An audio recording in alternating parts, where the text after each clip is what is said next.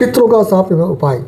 आज हर व्यक्ति किसी न किसी रूप से परेशान है, चाहे वो पितरों के साफ से परेशान है या धन से परेशान है, बीमारी से परेशान है, किसी भी समस्या से पीड़ित है।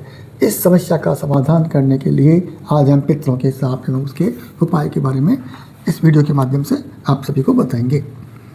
सबसे पहले हमें जन्म कुंडली के माध्यम से, क्योंकि ज्योतिष शास्त्र में जन्म कुंडली का महत्व होता है, इसलिए जन्म कुंडली के हिसाब से यदि किसी कुंडली के पुत्र स्थान मतलब 5वें स्थान में सूर्य होता है, क्रूर ग्रहों के मध्य त्रिकोण में पाप ग्रह होता है, तो पाप ग्रह की दृष्टि भी यदि होती है तो इस हिसाब से वंश की क्षति होती है, यानी उसका वंश आगे नहीं बढ़ता है। दूसरा पॉइंट है, कुंडली के 5वें भाव में सूर्य अपनी नीच राशि में शनि के अंश में होता है और इसके आगे पीछे पाप ग्रह होता है, तो इस हिसाब से भी संतान की हानि होती है। नंबर 3, कुंडली में लगन भाव का स्वामी लग्नेश 5वें भाव में होता है और 5वें भाव का स्वामी पंचमें सूर्य से दृष्टि रखता है तथा 5वें व लगन में पाप ग्रह स्थित होता है, तो इस हिसाब से संतान की हानि निश्चित रूप से होती है। चौथा पॉइंट, सूर्य की राशि में यदि गुरु और पंचमें सूर्य ये दोनों युक्त है या इन दोनों की युक्ति है तथा पंचम तथा लगन भाव में पाप ग्रह स्थित है, तो इस हिसाब से संतान की हानि निश्चित रूप से होती है। नेक्स्ट पॉइंट है, दशमेश 5वें भाव में और पंचमेश 10वें भाव में तथा लगन व 5वें भाव में पाप ग्रह होता है, तो संतान की हानि होती है।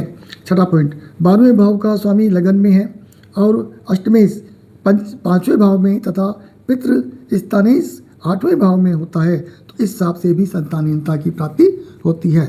7वां पॉइंट, लगन और 5वें भाव में सूर्य मंगल शनि हो तथा 8वें 12वें भाव में राहु तथा गुरु होता है तथा लगन भाव में पाप ग्रह होता है, तो इस हिसाब से भी संतान की हानि होती है।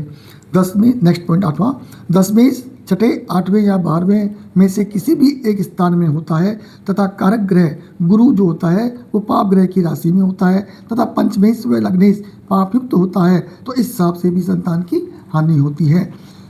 इन पितरों के साप का उपाय क्या है? तो हमें ये जब समस्या मालूम पड़ गई किस कारण से प्रॉब्लम है, तो हम इसका उपाय करते हैं। तो पितरों के साप के उपाय के लिए सबसे प्रसिद्ध तीर्थ जो भारत में प्रसिद्ध है, गया जी। गया नाम से जो तीर्थ है वह बिहार राज्य में स्थित है। वहाँ जाकर हमें श्राद्ध करना चाहिए। श्राद्ध गया जी में ही करना चाहिए। यदि ये संभव न हो सके तो किसी भी तीर्थ स्थान में जाकर श्राद्ध किया जा सकता है, ऐसा शास्त्रों में उल्लेख किया गया है। इसके अलावा यदि फिर भी ये नहीं कर सकते हैं तो घर में शाम के समय संध्या टाइम जब भी होता है, घर के परिंदे पर जहाँ मटकी पानी पीने की या चरूचरी जो भी रखते हैं आपके घरों में, वहाँ एक घी का दीपक अवश्य जलावें और ओम सर्वपित्राय नमः, ओम सर्वपित्राय नमः, ओम सर्वपित्राय नमः इसका जाप निरंतर करते रहना चाहिए ताकि ये समस्या दूर हो जाए।